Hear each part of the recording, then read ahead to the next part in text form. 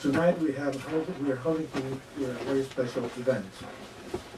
And first of all, I have to say thanks to all of you for being here tonight, and especially to Mrs. Ana Salomon, who is the Special Ambassador for Relations with Jewish Organizations of the Ministry of Foreign Relations in Spain, and who has just stepped down from the plane less than 2 hours ago.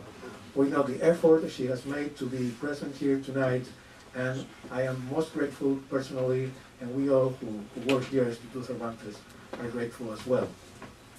And we also have to say thanks to the Raoul Wallenberg Foundation, which has been most helpful with us all along the way in the preparation of this tribute to the Spanish diplomat Eduardo Propper de Callejón.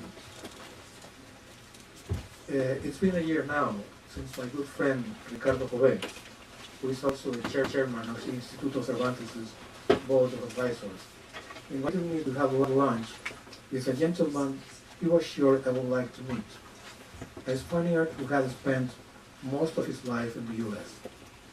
The first thing I found remarkable about this gentleman, Eduardo Propper de Callejón, was that his Spanish didn't show any trace of foreign accent, even though he had lived much longer abroad than in Spain. The second thing I immediately noticed, being an orator by trade myself, was how skillful a storyteller the man could be. When he made a passing mention to the fact that he had lived in Vichy, France, at the beginning of the German occupation, I could not help but ask for more details, which Felipe Propper furnished me with right away, filling me in on the story of those terrible days in June 1940, when hundreds of thousands of fugitives from all over Europe were desperately trying to flee the advance of German invaders in the wake of the shameful collapse of the French army. Many of them were refugees who had already escaped the Nazis in their own countries, and a great deal of them were just in desperate need of an exit visa to the outside world. When you have passionately acquainted yourself with a moment in history, nothing can be more thrilling to you than listening to someone who has witnessed the raw facts you have read so much about. And so I learned the story of Felipe Propper's father, the Spanish diplomat Eduardo Propper de Callejón, who chose to help out thousands of refugees who might have otherwise ended up in death camps, providing them transit visas that would allow them to reach Portugal and then move on to the safety of America, beyond the reach of the ever-expanding Nazi shadow. At a time when it would seem that there were no moral choices other than becoming a butcher, an accomplice, or a victim, Eduardo Propper, like some other righteous people scattered all over Europe, chose to be a quiet hero, holding a seemingly unheroic weapon, a simple pen, perhaps a rubber stamp as well, signing those pieces of paper that might have been literally a matter of life or death. According to the philosopher Ian Cioran, time is very often an accomplice of tyrants and mass murderers. 100, 500 years away, even the memory of the most terrible crimes fades into oblivion.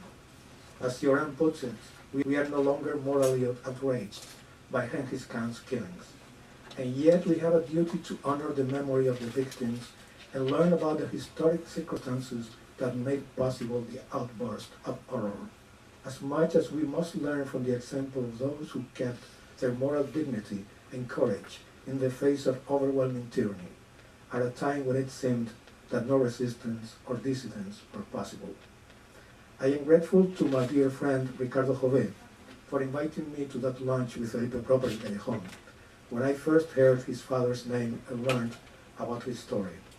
It has taken us almost a year, but we are here at last, thanks to the generous collaboration of Spain's Ministry of Foreign Affairs, the Raoul Wallenberg Foundation, and Felipe Propper himself, who has provided us along the way with his invaluable advice, his personal support, and with the interesting materials we are showing in the exhibition upstairs.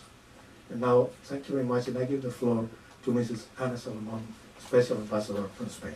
Thank you very much.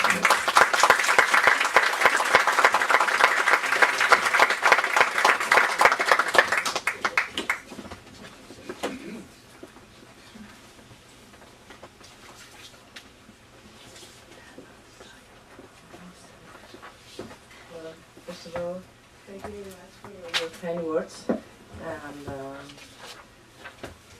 thank you very much to everybody who's here.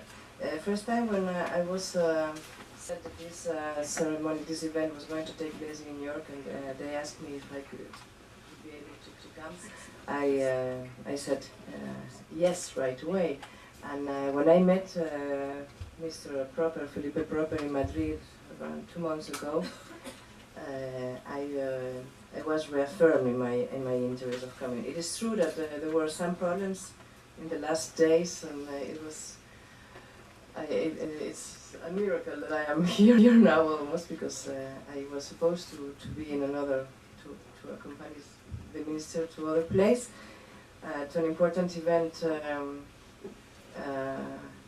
within the frame of the 20th anniversary of the establishment of diplomatic relation between Spain and Israel, which is this year.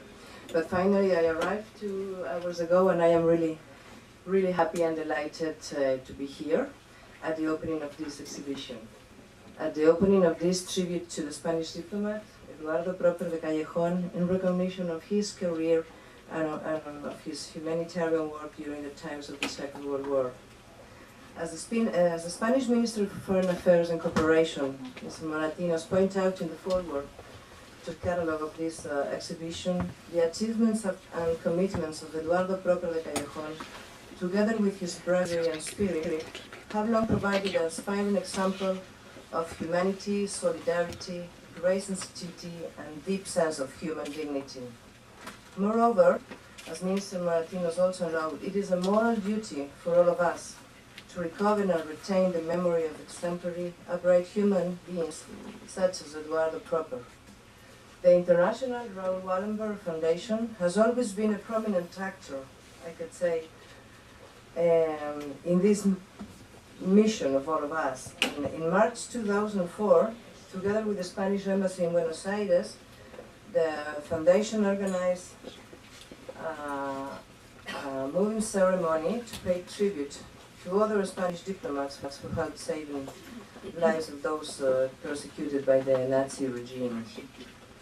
By means of today's event, we continue to make progress in recognizing and expressing our appreciation of those honorable men whose sensitivity, generosity, and courage impel us to promulgate their example and to pay them tribute, to recover a positive remembrance, a positive memory, which fortunately allow us an invaluable counterweight to the shrinking balance of humanity's self-esteem.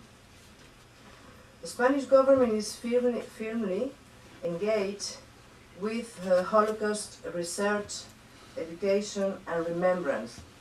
Within the frame of this engagement, the government has established the 27th January as the official day of Holocaust remembrance, and have supported from the very beginning the initiative of for the approving by the General Assembly of the United Nations of a resolution about Holocaust remembrance on official day.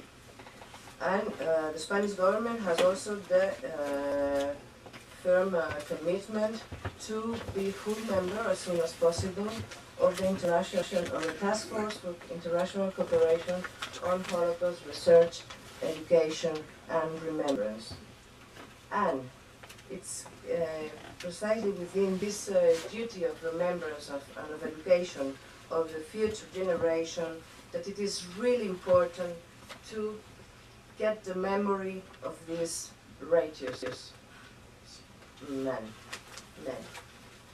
I don't want to end these words without expressing the deep gratitude of the Spanish Ministry of Foreign Affairs and Cooperation to the International Raoul Wallenberg Foundation, to the Instituto Cervantes in New York and the Spanish Consulate in New York for the organization of this event, for making such a big effort to remember a Spanish diplomat who knew how to keep himself faithful to his principles in those times of barbarism. And I thank you, all of you, for being here, and I hope you will forgive my English is not very good, but I'm a little tired. But I'm really, really happy to be here. The Spanish government is within the efforts that we want to make in the field of Holocaust remembrance, education and research. We are committed, of course, to work also in this in the research and remembrance and investigation of those people, those not only diplomats but only other persons that were able to help those people who suffered from the Nazi regime. We have started an investigation. We will try to get into it, all these things that I hope we will be able to collaborate with the Raoul Wallenberg Foundation and with some others who are writing and searching about that. And we have been asked by the Israeli government to send something to Israel within this year, a kind of exhibition. So all these things that are being done, I hope that will be very useful for all of us. I know that the case of Eduardo Propper is in Yad Vashem. It has been asked for him to be recognized as righteous among the nations. You know that in Spain we only have 3 righteous among the nations. We only have 3 trees in Yad Vashem, but we are very proud of them. And I really hope that we will have a 4th one really soon. We have been asked to collaborate with Yad Vashem, to the commission. You know, it's a public commission. It's a very difficult and strict procedure. And we have been asked to collaborate with them. You can be sure that we will do our best. We are doing our best. We are trying to get papers and documents.